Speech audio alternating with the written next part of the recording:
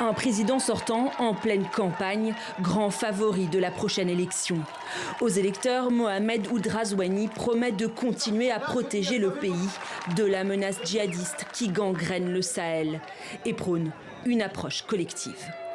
Je considère que la région doit dégager une volonté politique commune pour pouvoir lutter contre l'insécurité. Si le G5 Sahel n'est pas le bon, il faut trouver un autre G quelque chose. L'essentiel est que la menace est forte. Je ne suis pas de ceux qui pensent aujourd'hui que des pays peuvent faire face individuellement à une menace comme le terrorisme. Face à l'essor des groupes terroristes, l'organisation anti-djihadiste du G5 Sahel, dissoute il y a 6 mois, n'a pas su apporter de réponse. 3 États putschistes, le Burkina Faso, le Mali et le Niger, ont tour à tour claqué la porte de l'Alliance.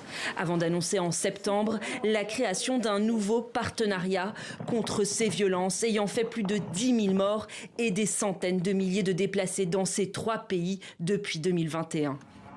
Mais la Mauritanie, elle, se démarque. Le pays n'a pas connu d'attaque depuis 2011. Le résultat d'importants efforts consentis par Nouakchott, dont un budget de la défense multiplié par 4 en 10 ans et un important travail de sensibilisation mené notamment dans les écoles religieuses, comme le rappelait il y a 1 an dans un précédent reportage le directeur de l'Institut de recherche islamique. L'approche mauritanienne a visé pas seulement le côté sécuritaire, mais encore à impliquer des grands érudits, les oulémas, dans ce domaine pour convaincre les étudiants, ça veut dire convaincre pour encore mener une guerre contre l'extrémisme dans le domaine des mentalités. Un pays rempart contre le terrorisme, dont l'autre priorité demeure la lutte contre la pauvreté. Au Sahel, la misère reste un terreau privilégié pour l'expansion des groupes djihadistes.